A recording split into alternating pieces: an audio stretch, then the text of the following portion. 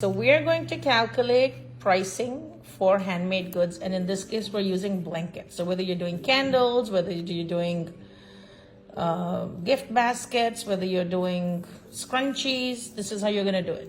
So the size of the blanket is 60 by 50 inches, right? Now tell me how much material you're using. I use 6 rolls of roll.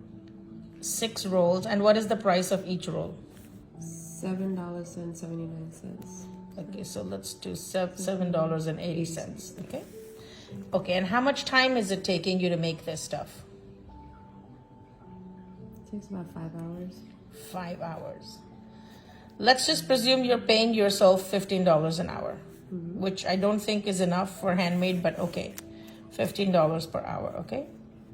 Now, so there are these two components. You have the material and you have the labor. Okay.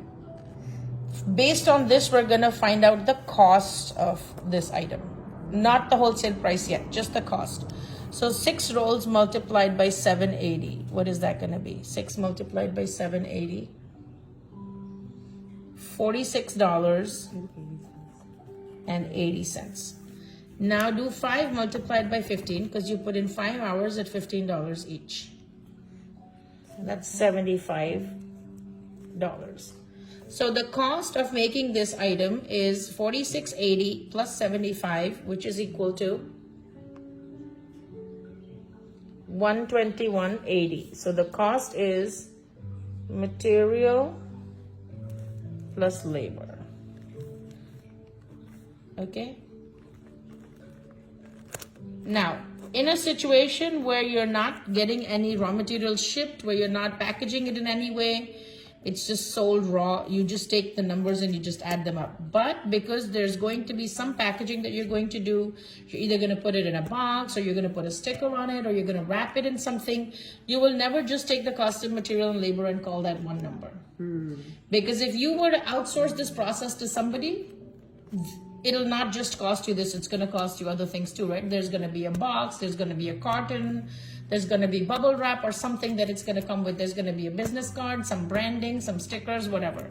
So the best way to factor for all those things is to add an extra dollar amount to your materials.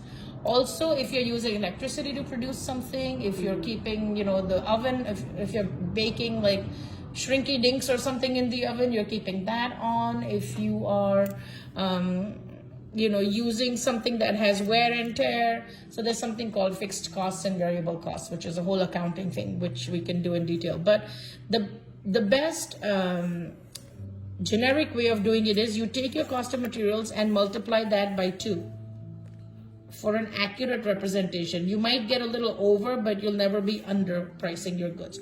So instead of doing this once, you're going to do $46.80 multiplied by 2 plus the labor, right? So the cost of actually making this is the actual cost, but then how you arrive at the wholesale prices, you're going to take this and multiply that by 2 and add the labor. That's going to be $168.60. This is your wholesale price, which means that if you can produce, let's say you're making blankets and you can only make 1 at a time, then your minimum order quantity is 1. If you're making coasters where you're making 6 at a time or 20 at a time, then that's your MOQ, because you know that for every batch you can create so many, right? Okay. So your wholesale price is $168.60 because we have multiplied this by 2. Some people, like a lot of the luxury people or some people who have already kind of established themselves and are not afraid to compete in pricing, or they're at a place where they're making an item that's very monopolistic, they will actually use this number here as their base number, and then multiply that number by 2 for wholesale price, and then multiply that number by 2 for retail. I see. Right? So if you're doing something that's highly competitive and you're just trying to stay in the market, but you also want to stay afloat and you're trying to build the business, some people will not do this at the costing stage, right? Or they may just do a certain percentage instead of multiplying it by 2. Okay. To factor for the paper goods or the packaging material or shipping that you have had to pay for to bring your goods in or something like that. Okay, so this is this, and then this is your wholesale price. Then you're going to take this wholesale price and multiply that by 2, and that's going to become the retail price. So let's say if you were selling to a boutique or someone who's going to resell your stuff, if they know that they can sell it for $350, then it's going to make it worth their while to buy it from you for $150 or $170 or whatever it is.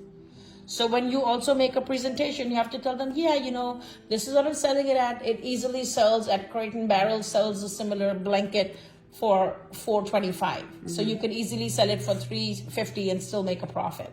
Okay. Right? So you can tell them who the closest competitor is who's offering this product, what it sells for, and then what does it cost for you. But just remember, the bigger the retailer, the more overheads they have. So they want to do not a double, but maybe 3 times, 4 times a profit, and they want to keep the maximum amount of money with them.